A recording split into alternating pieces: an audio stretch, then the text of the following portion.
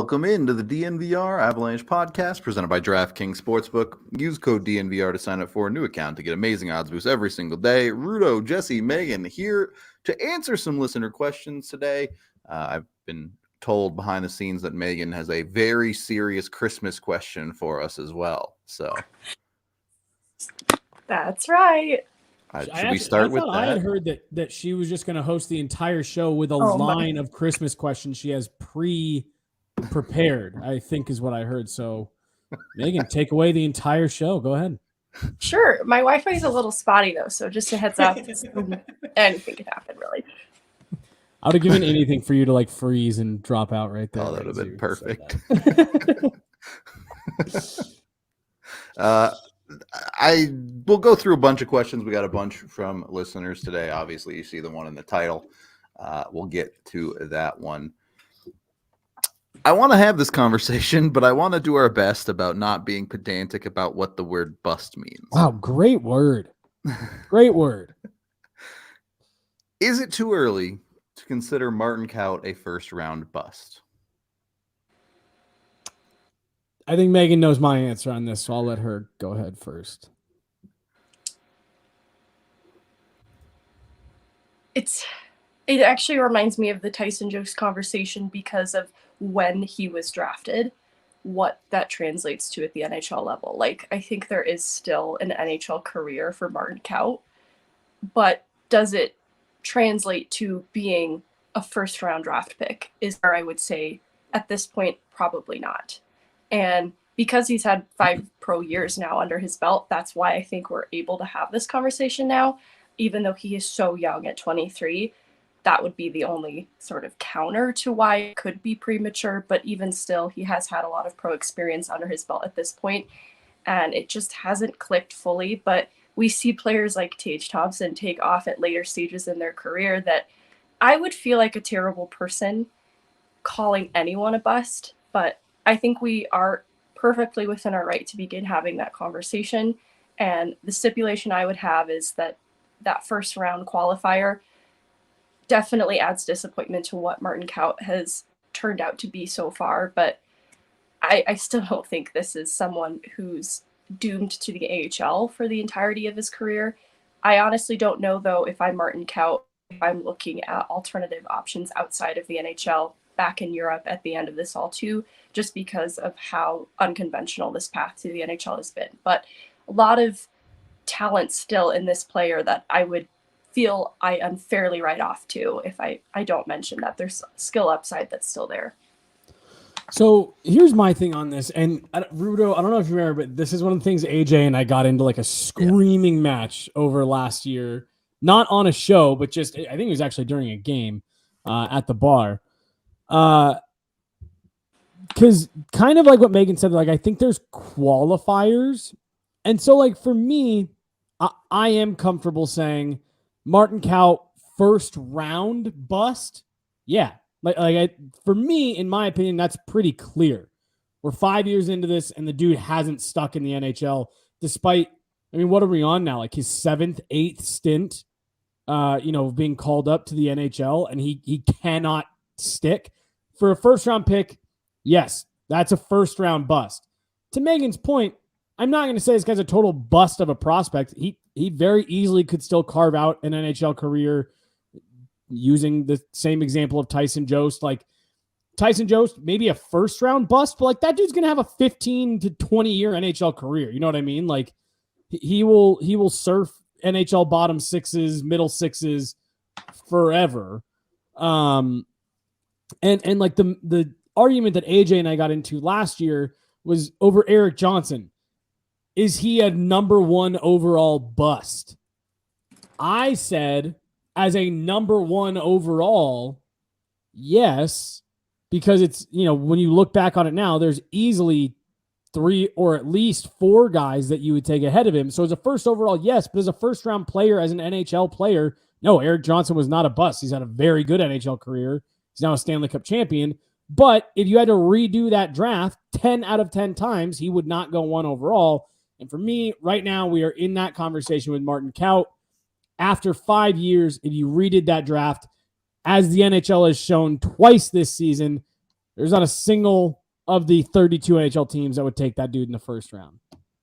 I think that's the important counter to people who think about the stylistic misfit conversation, because there are 31 other teams who didn't feel that way twice in this season. And it's hard not to consider how revealing that is. So here's the thing. If Martin Kaut retired tomorrow, he's absolutely a bust. There's no doubt about it. Right now, you can call him a bust for sure. Just as, not saying Martin Kaut is this good, but Val Nichushkin in Dallas was absolutely a bust. And there's not a single person that would call him a bust today. Right. Well, So, and Val is almost even a different one, because I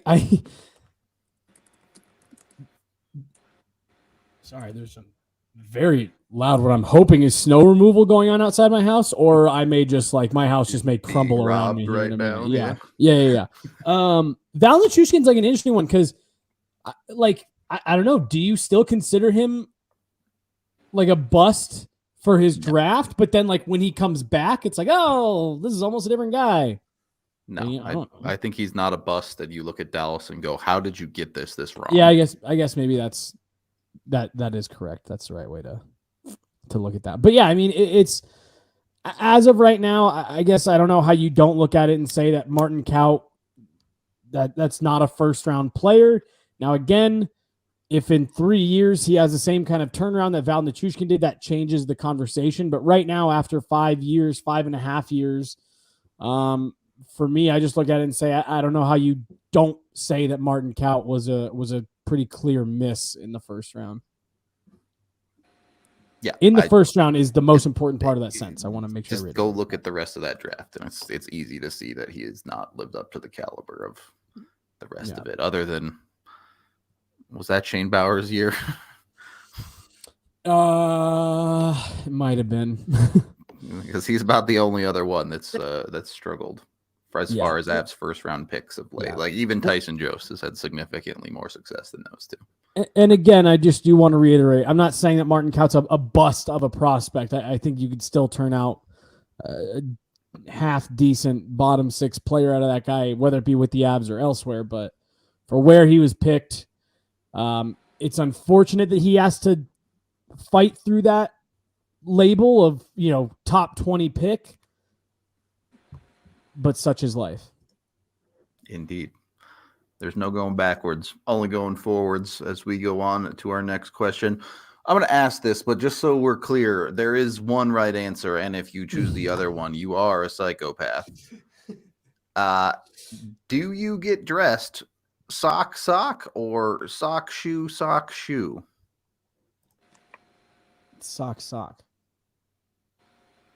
I have to think about this. I've never. I feel like you shouldn't have to. I feel like the answer should be pretty clear cut. I haven't really paid attention to how I put my shoes on.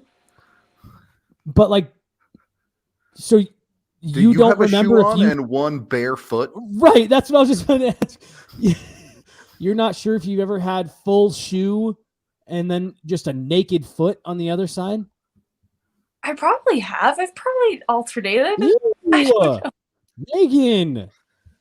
That's the wrong answer. I think I do sock, but I really don't know. I want you to pay attention. No one leave their house today, so that's like that. Next time you are getting ready, we are going to check back in with this. I know you're off tomorrow. Actually, Monday when you and I are in Arizona doing the At the Rink pod, this is how we're starting the show. I need you to pay attention over this weekend to verify that you're a sock person. If you're sock shoe, I don't know. We may have to get Brandon on the phone and reconfigure some of this. No normal person does sock shoe. That's just the truth. I'm a little worried that Megan knows she's sock shoe, and in her head she's having this mini freak out, oh, they sounded funny at first, but now I think they're being serious. Sock, but I don't think anyone will believe me because I hesitated. We're one step away from asking you if you can tie your shoes at this point. Yeah. Ryan Bolding was saying he was going to sell my ankle pics on OnlyFeet. So, because I was going to say, post a video of you doing it, sock, shoe, shoe. But I feel like at that point you're crossing into a completely different realm. Yeah. I just put that on Twitter. You're out of your mind. You're out of your mind.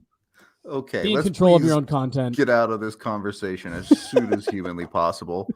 Now's a good time, Megan. What question did you have for us? I wanted to know who's getting Cole in their stocking this year, NHL related. It could be a team, player, coach. It could even be outside of players, coaches. It could be NHL media. I wanted to spray from Binnington too. I feel like that's kind of a collective. We're all going to say Binnington. So someone other than that. Matt Tkachuk after last night? Trying to chase down whoever that was on New Jersey? I was going to say Jacob Trouba. Right? Oh, yeah, good answer. Yeah, big old lump of coal. That's a difficult but true answer. I feel like he's a terrific human off ice. But what is he Jacob doing? Trouba? Yeah. But what is he doing? Yeah, I was just say, just elbows all the time. I've also heard he's a really good dude, but yeah, I'll say, I don't know, keep your arms pinned once. I just feel like he's really made some enemies in the last year. Those are good answers. Evander Kane, I don't know, it feels mean. It feels harsh to be mean to Evander Kane right now. That dude literally almost like bled out in the locker room like a month ago, getting his wrist slashed. Yeah. No, I'm getting Cole. He can still get it, yeah. The Cole. He can still have the Cole. I think Jack Edwards for his comments about Pat Murray. Good answer. That's a great one, too. Yeah. Jack Edwards. And Charlie McAvoy for hurting Arturi Lehkonen. The hockey gods can get Cole this year. Bro. Yeah, honestly, these injuries. Hockey injury Jesus is just like doling them out this year. What cost? Yeah. I don't know. Yeah, I think that's probably my list so far. Yeah, Jack Edwards is a good one. Say Trouba. And then who's the first one that we said? Oh yeah, Jordan Binnington, but like Binnington, Matt Tkachuk. Strong contender there. Ooh, and yes, Hockey Canada. Great contribution. Oh yeah, everyone in Hockey Canada. Hockey Canada just it's the it's the Mean Girls, him going into the classroom and handing out coal to in the movie it's candy canes, but just take that, drop it in the Hockey Canada front offices, and it's just coal for everyone. Coal for everyone. Great question. Okay. Next up, we may have answered this before, I don't remember, but biggest starstruck moment since joining media /DNVR. Ooh, this is a great question. Ooh, I have to really think about this. I got my COVID shot sitting next to Wayne Gretzky in Edmonton last year, or my COVID test. He was not happy with how long it was taking for the results to come back. Crazy. Yeah, that was a weird one. It was this like crummy little, it's not a CVS, it's whatever the Canadian version of CVS is. And I walk around the corner and there's Rick Tocchet, Biz, and the great one just fucking sitting there waiting to get COVID tests. Even Wayne Gretzky, no preferential treatment in Edmonton to get a COVID test at that. I don't know. Do either of you guys have an answer on this one? Not a great answer. No, yeah, mine are kind of basic. It's been any older player like Joe Sakic now, Adam Foote now. Even someone like Peter Budaj was cool to meet. So I don't have a cool answer. Rudo? It was very cool. So for people who don't know, Eric Johnson remembers everybody's name. Yeah, he's dude. And he will always call you by your name. So it was super cool when he remembered who I was and was like, oh, cool. You, Nathan, which no one calls me Nathan, but it was still dope that EJ knows my name. No, for sure. Megan and I were just talking about that a couple nights ago because Joe's really good about that too. Joe Sakic is really good about making sure to everyone's name and how are you doing and blah blah blah blah. Yeah, it's always nice when they remember you. Yeah, I don't know. I've been very lucky. I've had some cool ones here in just the last 6 to 8 months.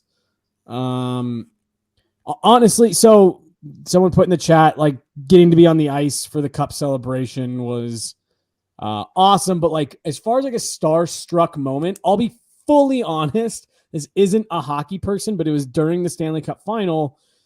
Charles Barkley was there with TNT for the final.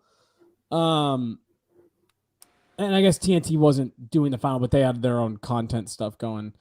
And he was just a really interesting one because there was one night we were in Tampa. I was with JJ Jerez from Mile High Sports, and we were at this bar, and it was filled with, I believe Wayne Gretzky was in there. A bunch of those guys that I just listed a minute ago, a ton of, Hall of Famers, the ESPN broadcast team, Mark Messier, all that stuff, a bunch of the TSN Sportsnet guys, Elliot Friedman, Chris Johnston, Jackie Redmond, and Charles Barkley walked in, and everyone, like even Mark Messier was like beating a line trying to get over to talk to Charles Barkley. And it was just so interesting to see like he has a different level of celebrity status than like your average person, even your average celebrity. So he was one that like I didn't muster the nerve to go over and say anything to him. When celebs want to hang out with the celeb.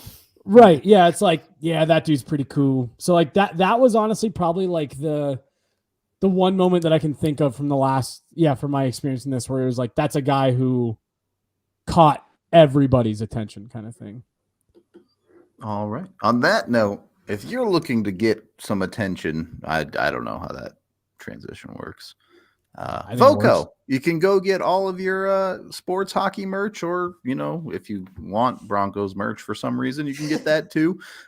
Any sports team merch, really, they have you covered at foco.com, particularly with things like bobbleheads and collectibles. They have tons of that stuff, so be sure to go check out. You can almost see one of AJ or Jesse's bobbleheads back there on the side.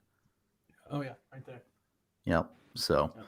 They got tons of those. They don't have the cup ones anymore. I'm pretty sure all those are sold out, but you can go get a bunch. Last I looked, I think there was still like Taves or something like that, but now they're being so close to Christmas, I don't know if that's still there. A lot of them are gone, but you can go check them out at foco.com. Use code DNVR to get 10% off your purchase. They have a bunch of cool stuff too, like Crocs and apparel that people like. I don't know. I'm not a fashion person. I don't know what like clothes are cool, so you have to ask someone else on that one. But foco.com has you covered. Also brought to you by DraftKings Sportsbook, the #1 rated sportsbook app out there. Get on over to that place and place your bets. When you bet $5 on any NHL game with a new account and the DNVR code, if you get it right, you get $150 in free bets. So that's a ton of money to play around with and have some fun on DraftKings. You can bet on whatever you want: hockey, football. Is the lumberjack games still a thing? Like the outdoor games like they used to have on OLN? I hope it is. And I hope that you can bet on it. I was going to say, I don't know. I can't say that I know for sure. But if it is a thing, you can definitely bet on it at DraftKings. So jump on it. Go check it out. Go figure out all the crazy stuff you can bet on with DraftKings. You must be 21 or older. Colorado only. Other terms, restrictions, and conditions apply. See DraftKings.com/sportsbook for details, or download the DraftKings Sportsbook app today. Of course, if you have a gambling problem, call 1-800-522-4700. Second period. Yeah, go ahead. Dude, I always cut you off before you can transition into the next period, and I'm so sorry. It's the best way. But what I was going to say, not starstruck, but the most intimidating person that I think still to this day to ask questions to is Gary Bettman. I believe it. He's very good at answering questions, like whether you like the answers. Sure. Like he doesn't get flustered, and he will not hesitate to like fire back at you or like cut you off if he doesn't like your question and be like challenging on it. And he roasted me for saying it was cold in Finland before the press conference officially got started. Well, sometimes you got to take the L. Chat's already popping off about it, so let's just get to the main topic of the day. Ovi or Crosby? Which career would you rather have? Granted, neither of them are over yet. So, yeah, this is a hard one because Megan, do you have an answer? Like, do you have a pick right off the top? I do, but it's because I'm not that worried about planting a flag on either side because I don't think there's a wrong answer, but maybe people passionately do feel there's a wrong answer. But for me, it would be Sidney Crosby, and it's the team element of the things he's achieved in his career that I think the connections you build in hockey are so lifelong memories, that type of thing. When you have 3 Stanley Cups, 2 Olympic golds, like that's with team for country. I just think that would mean a lot to me as a person to win these things as a team with people. And also, I know the concussion thing comes up, but being able to overcome that and then achieve the success that Crosby has also would be worthwhile to me. So I think that is why I would lean towards Crosby. I think that's a great answer. So here's something I'll say that will be mildly controversial. I think Sidney Crosby is the best hockey player that's ever owned a pair of hockey skates. For my money, there is no one that has ever been a better complete hockey player than Sidney Crosby. And I'm including Connor McDavid, Nathan McKinnon, Cale Makar. Now, those guys are still young in their career, but watching prime Sidney Crosby, I've never, ever seen someone that played with the speed, the skill, and the smarts that he did, given the way that the game is played now.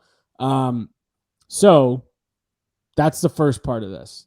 I think Sidney Crosby is the best hockey player of all time as of right now, December 22nd, 2022.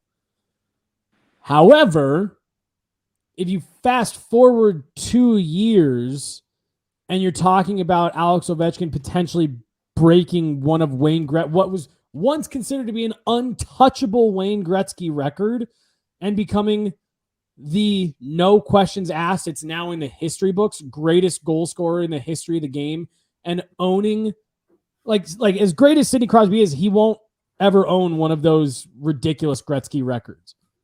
Like he'll never pass that. The fact that Ovechkin has a chance to, and that he's got a cup now, I don't know. This makes this is honestly, I think, a great question because Crosby, to your point, Megan, he's won everything. He's got multiple Stanley Cups, World Championships, Olympic gold medals. I think he has major junior championships, MVPs, double IHF. He's a triple gold club winner. He won the World Cup of Hockey. Like he's done everything. His career has been incredible, unbelievable. But I do think at the end of the day, there will be something to be said that if Ovi can actually do it, I'm with you on the team success thing. And that's why I think it's so important that he has a cup. But to own an all-time record like most goals and not something that is constantly changing every 2 years, like he'll have broken a standing record, a record that people thought would stand forever. That I think really is that's a true testament that only one player can have. Yeah, I mean, I'd take Ovi, to be honest with you. Not that Sid's career isn't great, not that Ovi doesn't have the Stanley Cups, but I've always Ovi won it once. I've always been someone who struggles with the idea of multiple wins, probably because I'm just not that competitive of a person. But Ovi has reached the mountaintop, as you said.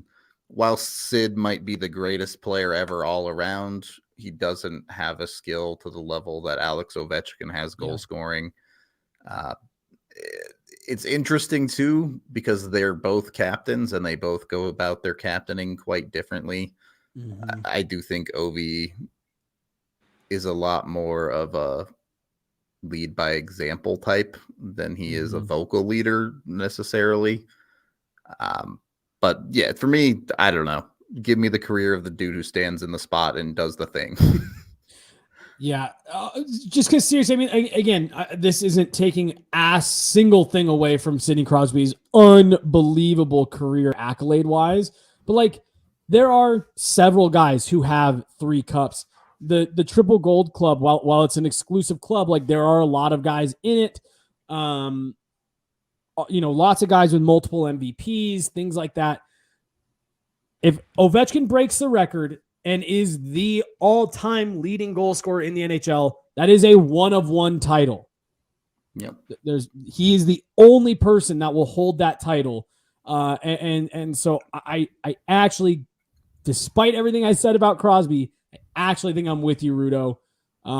Because he's done the team thing, he's gotten there, he's gotten to the summit. It'd be really hard for me to not take the guy who smashes the record. For the record, the question is whose career would you rather have, not which one is better. Yeah, right. Because I think it's probably a tough sell to say Ovi's career is better, even with the all-time goals title that he will likely track down. But I would choose Ovi's career anyway. So yeah, no, I think I'm with you, Rudo. But I mean, like, oh no, I have to be a top 10 player of all time and Hall of Famer, no matter how you look at. Like, there is no list that you could put together that doesn't have both of these guys in the top 10. Yeah, for sure. Like I think Crosby's one, but like even if you hate Sidney Crosby, there's no way prime Sidney Crosby is any lower than what, 5th? I don't know how you put him lower than 3rd, right, no matter right. what. Like really, really top 2, but right. And that's like you've got to really love 70s and 80s era players. I don't know. I think you can make an argument for McDavid. And on my list, I would have both Crosby and McDavid above Gretzky, but you and me both, Rudo. Let's do that show. Let's you and me do that show here at some point, maybe in the next offseason. Here's just an hour of players we think are better than Gretzky was. Because it's more than a few. Yeah, right. Wow. Yes, Rudo. Yes. Someday. Love it. It'll happen. Love it. And all the old boomers will be real mad at us. Yeah. They'll have us on TSN just shaking. Thank you for the $2, Vaguely Sober, who says, Heart DNVR peeps and fans, it snows here. Oh, he said stay safe as well. It's actually not that bad today. Last night was brutal. This is the wind. That wind last night was just cutting through you. Yeah. It was -12 before the wind chill. So I don't even know what it was after the wind chill. My phone says -2 right now. All right, we're gonna enter the speculation zone here a little bit with this next question. It's a 2-parter. 1, how much do you think JTC can get on the open market, and could he take a discount to stay? And 2, how much do you think Erod is going to take to get locked down? Repeat the first part of that again about JT. I'm sorry. How much do you think JT Compher can get in free agency, and could he potentially take a discount to stay in Colorado? Megan, you want to start on this one? No. Or no, not really.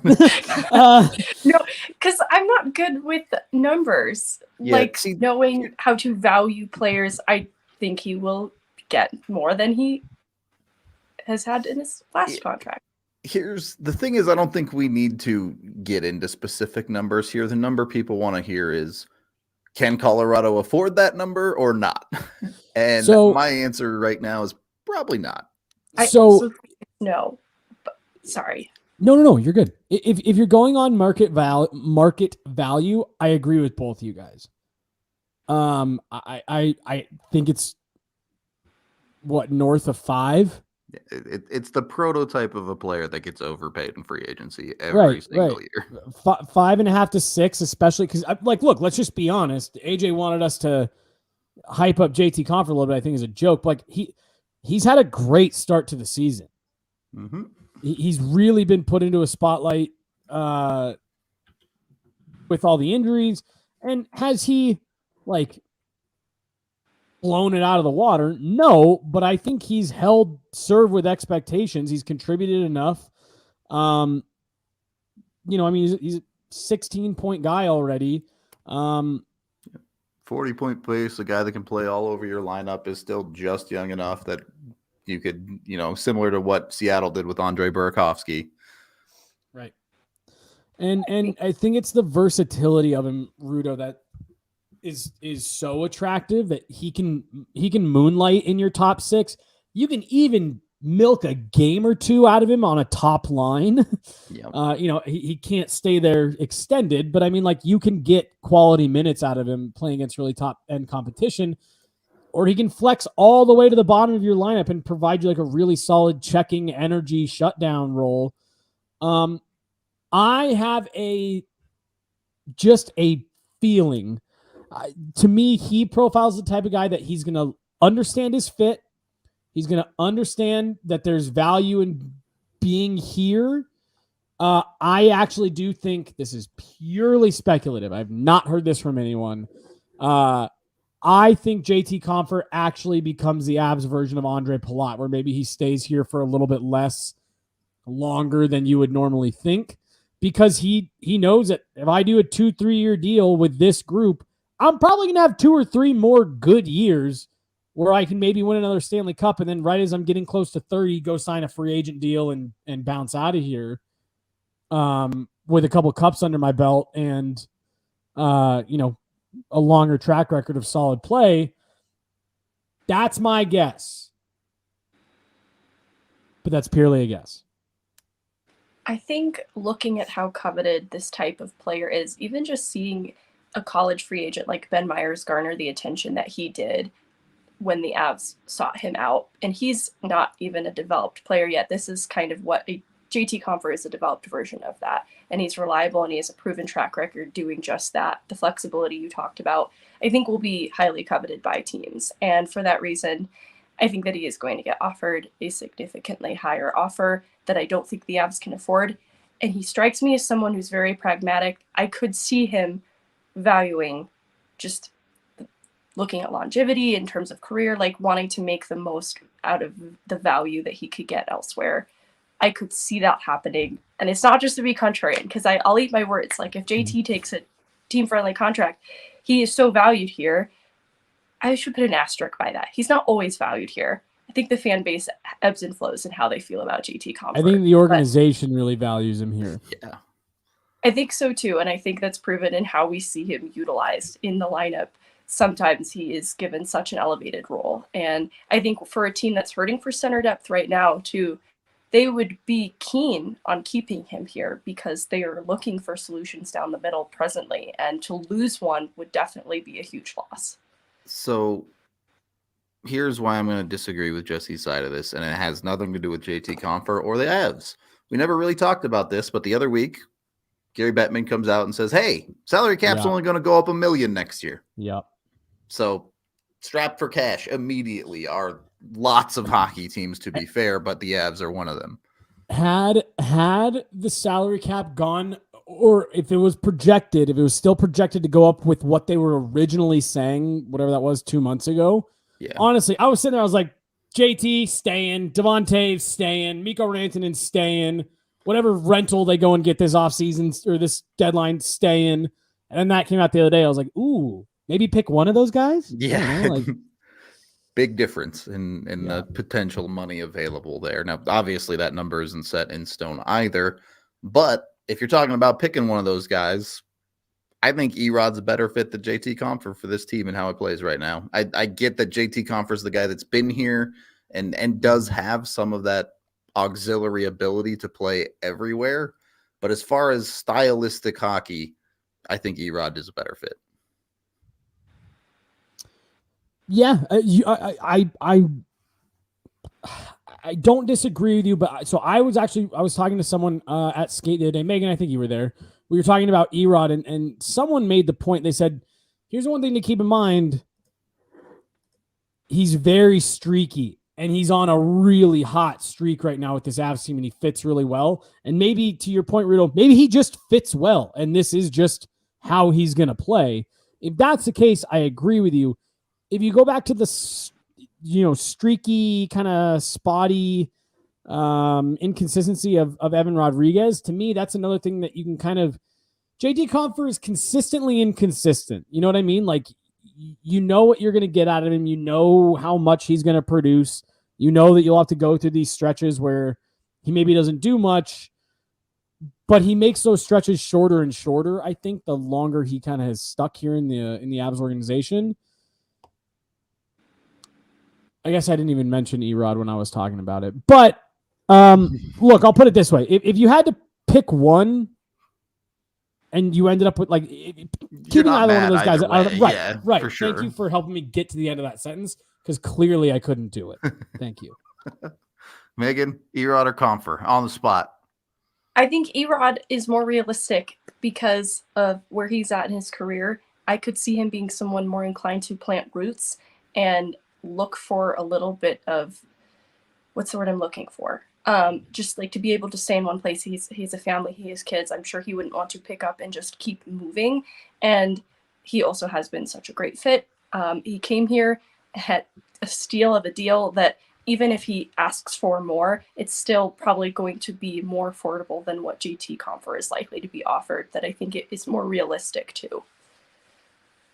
All right, AJ's not going to be happy with the results of this podcast at this point. Hey, I said that he was going to stay. I said that he's going to stay. He's going to win another cup, and then he'll go get his big free agent deal in his age 30 year.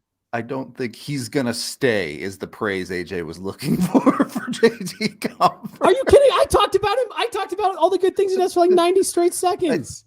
I like how, like, with Blaze's personality, this could be Blaze or a troll, and I wouldn't be able to tell. Like, it is Blaze. I know it is him, but like, if it wasn't, I would just assume it was him.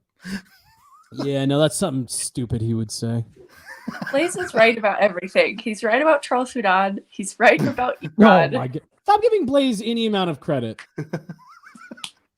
Well, you should be giving some credit to Breckenridge Brewery, the official beer of DNVR. You can get it at your local liquor store. Use the Breck Beer Locator online to find it near you. And then when you get home, just plop it down in the snow in your front yard to keep it nice and cold, because that's the type of weather we're getting right now. So go look at it. You can go to their website, breckbrew.com. You can get in on the nice list. They're giving away a bunch of stuff that isn't coal, like we're giving away on this podcast. So a little bit better things to get for Christmas from them. And we're also brought to you by Pins and Aces. If you're looking for a place to put that beer, they got the beer sleeve. It goes right in your golf bag, holds 7 beers for you when you go out on the golf course. Maybe you're living somewhere warmer than we are, so you can actually go on the golf course right now. They, too, also sell apparel. They sell the golf hats from DNVR, which literally have never heard anyone say isn't the dopest hat ever. Everyone loves it. So the white and like black one, yeah, I love that with one. the golf logo on it. Quite I don't sick. really know how to describe it, but it's dope. You can check them out at pinsandaces.com and use code DNVR to get 15% off and free shipping from them. Third period of the DNVR Avalanche podcast presented by DraftKings Sportsbook. Got a couple more interesting questions here that we'll go through, but we can open it up to the chat as well if you guys want to ask anything that's burning on your mind. One, have any of you ice skated or played hockey on a frozen lake? I've never played hockey, but I have ice skated on frozen lakes plenty of times. If you go up into the mountains, you can do that here. Evergreen. Yeah. Yep. Nice. It's open. It opened 2 days ago, but yeah, it's 2 days closed ago. today because of the weather. But that's were, where I first played. We were looking into it last night, and we were all making the joke that if Evergreen wasn't open, it was going to be open after today. And yeah, Megan was doing the Lord's work and looking up when it was open and their hours and all that stuff for everyone yesterday. But no, played at Evergreen several times. And then I have a buddy, shout out Zach Robb, who's actually also who will be staying with in Arizona. His family has some cabins up in Netherlands, and they have a little lake that freezes over, and you got to like shovel your way back in there. But we haven't been in a couple years because he moved down to Arizona. But yeah, no, we used to go up there every year, and it was always a ton of fun. It would be fun to do. I'm sure you've all seen the YouTube video of the guys who helicopter in and play up there. Yeah. That stuff's crazy. Yeah. That one would be a blast to me. But beyond that, this one's pretty open-ended. I don't know what actually qualifies. Favorite holiday dessert? Do those little Debbie tree cakes count? Like, is that like Sure, holiday I'll dessert? allow it. Because I do love those. All right, we're I don't gonna. know, just like Christmas cookies. Like, I don't. What like? Is cheesecake a Christmas dessert? A holiday dessert? Like, yeah, I think. because I also just eat that in the summer. I also just like cheesecake. Yeah. I don't know. Megan, do you have a Christmas dessert? Nothing Christmas specific, but it's not really a dessert, but it is a Christmas drink. It's Coquito, and I am bringing up a bottle to share with everyone at DNVR when I come home. See, I thought that was like a mixed drink, but it's just a beverage. It is kind of a mixed drink, but like you mix these ingredients together. So it's a bottle that we like made. Pre-mixed. Yeah. Oh, okay. Yes. Nice. Sick. Megan's gonna poison us all for sure. Yeah. I'll have two And I'm bringing bottles. everyone a drink. I like get this one. Yeah. We just noticed Megan's pulling out of a different bottle than what she's pouring for everyone else. Like, Yeah. You're like, pay no attention to that.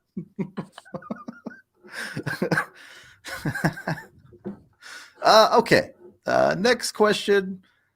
If you could change, we get this one asked a lot, but it's good to review it. Pierre LeBrun talked about it a little bit today in an article. If he was GM of the NHL, if you could change one rule aspect of the game, what would it be? I'd get rid of offsides. Just entirely? Just because I can't think of any other way you make it. Yeah, no, you're right. Less annoying, I would just eliminate the blue line. My answer is boring and unfun, so I'll let Megan go first. It's one I think we've talked about on here, but I've become much more sold on, and it's removing delay of game. I think what could be more realistic to is having, like, if it's something that a team assessed penalty, if it occurs more than once in a game, but like having an allowance that is granted to a team if it happens once. Because I feel like if it is being used as a strategy to actually delay the game, that it would warrant penalty. But other than that, I think it happens accidentally 90% of the time. Agree. That was actually what I was going to say. But I have another one which is far more controversial. And I understand, like, let's pretend we're living in a world where injuries just don't happen and it's not a consideration. Because I get that, like, it would cause injury problems and you can't do this. I would change the posts to be angled in. So, like, if you hit inside of 50% of the post, it just goes in the net. I actually think there'd be a way that you could do that without, I mean, like, you just have to, like, almost kind of do like an oval shape. Yeah. Like, kind of like rotate it a bit. But yeah. I actually don't hate that. And see, that's my thing with the getting rid of the blue lines. Like I just want goals. Like everybody wants goals. Everybody wants more offensive zone action. And I don't know. I've thought about, like, okay, is it maybe something that, like, once the puck's into the neutral zone, the blue lines go away, so you can't have someone. But then you have all this, like, technicality, right? Which is why I say you just have to get rid of it, because. I mean, I guess so. You would get rid of offside and bring in a no 3-line pass. Essentially, yeah. Okay. Yeah. I guess that could work. Could work. That way, as you're breaking up, because that's where I always have an issue with it, is you have something that looks like it could be a quick break for a team, and then the one guy has to pull up at the blue line, and suddenly it turns into a 2-on-2 or whatever, where it's like, if you were just to let that guy go, the play's going through the neutral zone, as soon as that puck hits the neutral zone, he's in behind the blue line, cutting in the middle of the ice, and, like, you'd have some really exciting plays. But like I said, it's then you're still dealing with a review. It's just now you're having to line up two different lines. So that's what I'm just saying, like, get rid of it. And what I'd actually like to see is a first step, and they coincidentally just talked about it this week on the 32 Thoughts pod from Sportsnet. Get rid of the blue lines in overtime. Start there. Yeah. Get rid of the blue lines for 3-on-3 and see how it goes. Someone tweeted at me that in OT there should be like a backcourt violation. Like you can't go back across the red line the other way. And I think that would help a lot of the slowness. Or maybe even put like a clock on that. I played in this tournament once 5 years ago that had this weird hold the puck behind the net rule. You had 7 seconds to hold the puck behind the net, and then you had to advance it. And then once you advance beyond the goal line, it was weird as fuck. Once you advance beyond the goal line, you couldn't go back until possession changed. And it was really a way don't for them think to I try to would like speed that. it up. But yeah, I hated it. We all hated it. But again, something like that for overtime, like with the cool, you can hold it behind your own red line for 7 seconds or something like that. I think that maybe help. Yeah, I mean, you know how I feel about overtime, so I won't go any further into that conversation. Rudo's like, take it back to 5-on-5 for 2 minutes and just end it in a tie and make sure everyone feels good after. I mean, the real answer there is I want them to play until somebody wins the hockey game. Oh, yeah, that's right. I'm sorry. That was unnecessary shit talking. You didn't deserve that. No, I'm fine with ties. I definitely deserve that. I screw time constraints, all right? If the players have to play 500 periods and they're exhausted for their next game, should have won. Sucks, bro. Too bad. I don't see any other questions from the chat. So any questions from y'all or any final thoughts, and we'll get out of here. I think this is inspired by some of the questions that have been sent in and Sarah Savian's article where she gave a gift to each team in the NHL, like what she would gift them for Christmas. But maybe we could just pick one Avs player and what we would gift them for Christmas. I'd give Landy a new knee. That's a good one. Doc already did that. He's rehabbing it. Yeah, fuck. Damn. I would give Eric Johnson a goal. Oh, wow, that's a very wholesome one. Megan? I didn't think. I mean, mine was. I asked a question, but I didn't think about an answer. Okay, no, I know what it is. It's for us. An update on Bowen Byram. Oh shit, that's a good one. That's a good one. Because I saw someone in the replies asked about the update on Byram, and like we're asking regularly. We're just usually getting a no, and so it's not like we report every day. Right. Still no update, guys. There's still no update. Maybe that's the next tracker that I'm going to do. Just days since we've gotten a Bowen Byram update and just see how high we can tick it. My only question is the Avs were asking all the players the other day. Favorite Christmas movie?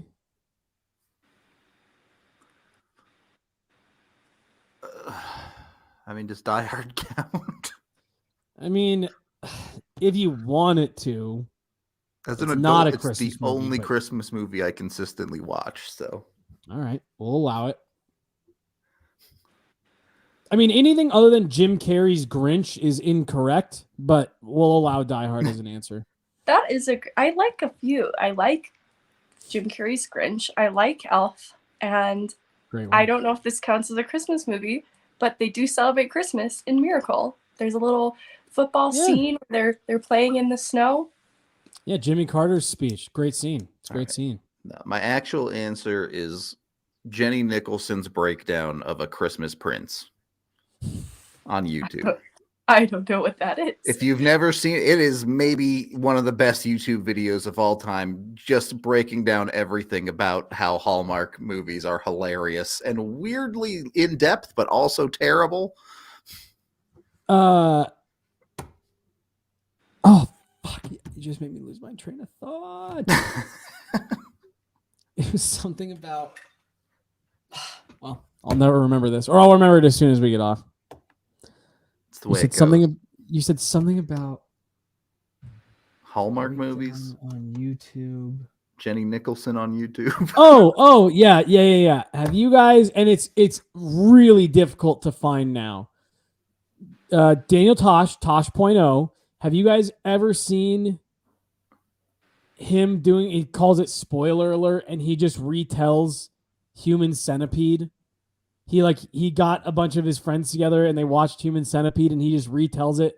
And it's the same thing where it's 20 minutes and it's just hilarious to listen to him describe and break down this insane movie. It's like one of my favorite videos on the internet on the rare occasion you can find it. Definitely remember that. Daniel Tosh, like, what a millennial concept he was. Dude. That guy was so... Yeah. He's unique. All right. On that note, we're going to get out of here. We appreciate all y'all hanging out with us. We will be back tomorrow for the hockey game, of course, pregame, watch along, postgame, the usual. If we don't catch you there, hope you have a happy holidays and all of that stuff. If we do, then we will talk to you then.